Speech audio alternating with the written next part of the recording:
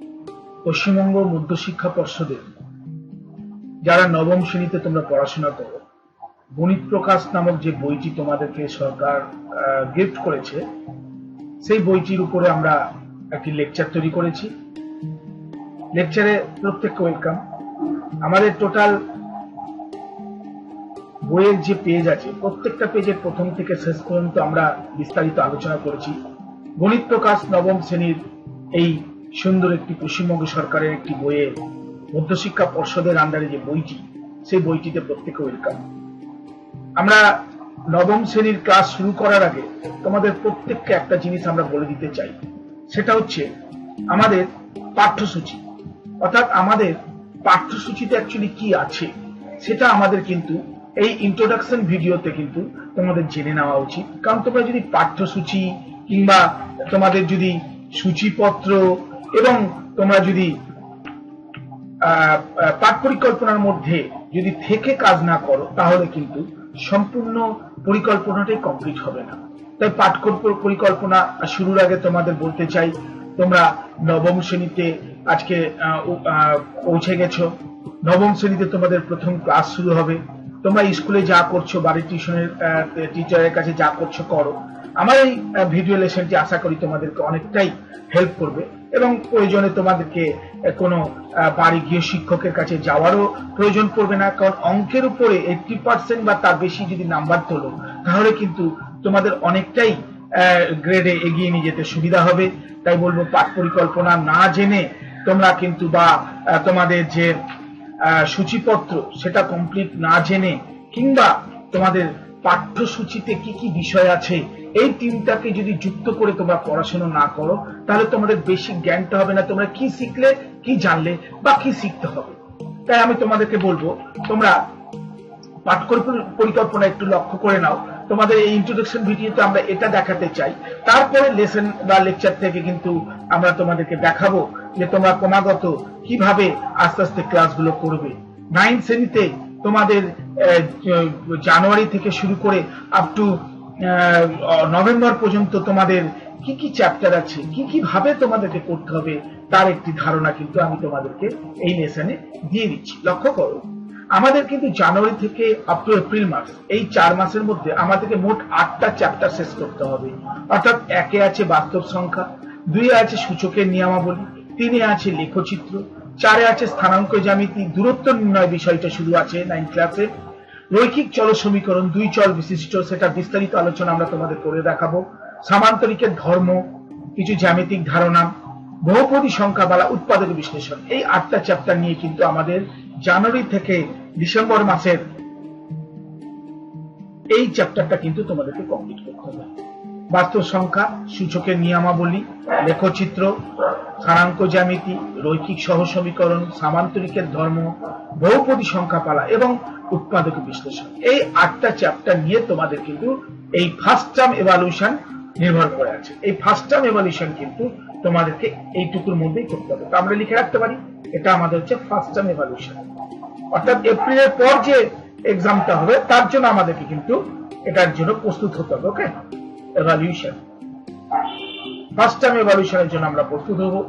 এরপরে আমরা চলে আসব মে, জুন, জুলাই, আগস্ট। এখানেও কিন্তু আমরা লক্ষ্য করে দেখো, মে, জুন, জুলাই, আগস্ট, এটা কিন্তু আমাদের সেকেন্ড টার্ম এভালুয়েশন। এবং এই সেকেন্ড টার্ম এভালুয়েশনের জন্য আমাদের কিন্তু যা শিখতে হবে সেটা হচ্ছে ভেদক এবং মধ্যবিন্দু সংক্রান্ত কিছু উপপাদ্য আছে, লাভ ও ক্ষতি, পাটিগণিতের অঙ্ক, রাশিবিজ্ঞান, এটা একটা বীজগণিতের মধ্যে যাবে, ক্ষেত্রফল, সম্পাদ্য সমস্ত কিছু তোমাদেরকে আমরা, আগস্ট মাসে আছে 15-16 বৃত্তের পরিধি। এই চ্যাপ্টার এখানেও তোমরা মোটামুটি 2, 3, 4, 5, 6, 7, 8 এখানেও 8টা চ্যাপ্টার নিয়ে আমাদের সেকেন্ড টার্ম এভালুয়েশন শুরু হবে। এবং থার্ড টার্মে মোটামুটি একটু আমাদের চাপ কম আছে, সেটা হচ্ছে আমাদের এই দুটো চ্যাপ্টার মিলে, অর্থাৎ সমবিন্দু সংক্রান্ত উপপাদ্য, বৃত্তের ক্ষেত্রফল, স্থানাঙ্ক জ্যামিতি এবং স্থানাঙ্ক জ্যামিতি দ্বিতীয় পোর্শনটা নিয়ে সেপ্টেম্বর অক্টোবর এই 4টা চ্যাপ্টার নিয়ে আমাদের এই দ্বিতীয় এবং লাস্ট যে লগারিদম, এই লগারিদমটাও কিন্তু আমাদেরকে হেল্প করবে ভালোভাবে মার্কস তোলার জন্য। খুব সোজা, প্রত্যেকটা জিনিস খুব সুন্দর ভাবে প্রতিস্থাপন করা হয়েছে, খুব বিশাল কিছু নয়। তোমরা শুধু একটু লক্ষ্য রাখো, আমাদের সঙ্গে সহযোগিতা করো। আমরা তোমাদেরকে দেখাতে চাই যে আমাদের বাস্তব সংখ্যায় যে 8টা চ্যাপ্টার নিয়ে আমরা যেটা তোমাদেরকে একটু আগে বললাম, এই উৎপাদক বিশ্লেষণ পর্যন্ত, এইটা কিন্তু আমাদেরকে 8টা লেসনে আমাদেরকে কিন্তু কমপ্লিট করতে হবে। ওকে, 8টা চ্যাপ্টার 8টা ভাবে আমরা কমপ্লিট করব। রিয়েল নাম্বার, বাস্তব সংখ্যা, সূচকের নিয়মাবলী, লজ অফ ইন্ডিসেস, রেখচিত্র, গ্রাফ, স্থানাঙ্ক জ্যামিতি, কোঅর্ডিনেট জিওমেট্রি, রৈখিক সহসমীকরণ, লিনিয়ার সাইমালটেনিয়াস ইকুয়েশনস, সামান্তরিকের ধর্ম, প্রপার্টিজ অফ প্যারালেলোগ্রাম, বহুপদী সংখ্যামালা, পলিনোমিয়াল এবং উৎপাদক বিশ্লেষণ, ফ্যাক্টরাইজেশন, এই কমপ্লিট করার পর আমরা কিন্তু জানুয়ারি, ফেব্রুয়ারি, মার্চ, এপ্রিলের মধ্যে এই 8টা চ্যাপ্টার আমাদের শেষ করতে হবে। সুতরাং প্ল্যান মাফিক সবকিছু না এগুলো কিন্তু হবে না। ওকে, তার আগে আমি যদি বলি যে বাস্তব সংখ্যার ভিতরে কি কি বিষয় আছে তোমাদেরকে একটু জেনে নেওয়া দরকার। বাস্তব সংখ্যার ভিতরে আমাদের এই বিষয়গুলো আমাদেরকে জানতে হবে। বাস্তব সংখ্যার ভিতরে স্বাভাবিক সংখ্যা, অখণ্ড সংখ্যা, পূর্ণ সংখ্যা, মূলদ সংখ্যা, এই বিষয়গুলো বিস্তর আমরা জানবো। অমূলদ সংখ্যা, বাস্তব সংখ্যা, এগুলো বীজগাণিতিক সংখ্যা, এই সমস্ত সংখ্যাগুলোর ধারণা আমরা নেব, তাকে আবার দশমী প্রকাশ করব। এইভাবে আস্তে আস্তে আমরা একের পর এক, তারপর সূচকের নিয়মাবলীতে নিদান, সূচক, মূল ঘাতের ধারণা, এই প্রত্যেকটা জিনিসকে আমরা যদি যখন যে চ্যাপ্টার করবো তার আগে তোমাদেরকে বিস্তারিত আলোচনা করে নেব। কারণ আমাদের পাঠ্যসূচি যদি ব্যাপারটা নাই ক্লিয়ার হয়, তাহলে আমরা কি করতে চলেছি সেটাকে ক্লিয়ার হবে না। এরপর আমরা জানার পর আমরা একটা তোমাদেরকে বেসিক বিষয় জানিয়ে দিই, সেটা হচ্ছে অন্তিম পর্যায়ক্রমিক মূল্যায়নের নম্বর বিভাজন। নম্বরটা তোমরা কিভাবে পাবে লক্ষ্য করে রাখো। খুব সুন্দরভাবে একটা জিনিসকে এখানে প্রতিস্থাপন করেছে তারা, সেটা হচ্ছে পাটিগণিত। প্রথমে দেখো পাটিগণিত, তারপর বীজগণিত, তোমাদের জ্যামিতি আছে, স্থানাঙ্ক জ্যামিতি আছে যাকে কোঅর্ডিনেট জিওমেট্রি বলে, পরিমিতি এবং রাশি বিজ্ঞান। এই মোট 6টা ভাগ আছে। 6টা ভাগকে ওরা পাটিগণিতকে 10 নাম্বার দেবে, বীজগণিতকে ম্যাক্সিমাম 35 নাম্বার দেবে, জ্যামিতিতে দেবে 17 নাম্বার, স্থানাঙ্ক জ্যামিতিতে দেবে 6 নাম্বার, পরিমিতিতে দেবে 12 নাম্বার, রাশি বিজ্ঞানে দেবে 10 নাম্বার, এবং এই টোটাল নাম্বার হবে তোমার 90। এবং টোটাল আমাদের স্কুলের হাতে থাকবে 10। স্কুলের হাতে কোনটা থাকবে? তোমাদের CCE, comprehensive and continuous and comprehensive evaluation, যেটা তোমরা স্কুলে নিয়মিত প্রতি 1 মাস অন্তর বা 1.5 মাস অন্তর তোমাদের স্কুলে নিয়মিত এভালুয়েশন হচ্ছে, সেটা তোমাদের অজান্তেই হয়তো হয়ে থাকে বা তোমাদেরকে জানিয়েও অনেক সময় এক স্কুলে হয়ে থাকে। যাই হোক, এই 10 নাম্বারটা কিন্তু স্কুলের হাতে থাকবে, এবং 10-এ মোটামুটি আমরা ম্যাক্সিমাম 10 তো পাই, 9ও পেয়ে থাকতে পারি, প্লাস 90 যদি আমরা 80 তুলতে পারি, তাহলে কিন্তু মোটামুটি 80 যোগ স্কুলের হাতে 9, 89 কিন্তু আমাদেরকে টার্গেট রেখে করতেই হবে। টোটাল 89% তুলবই। কাদের জন্য? যারা খুব দুর্বল শ্রেণী, তাদের জন্য। যারা খুব ভালো তারা তো 100তে 100 পাবে। 89 কাদের জন্য?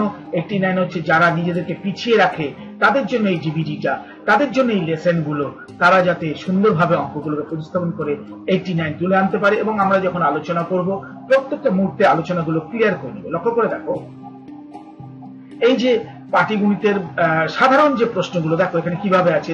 2 নাম্বার মানে একটা প্রশ্ন আসবে না, 2টো প্রশ্ন আসবে, সেটা 1 নাম্বার করে।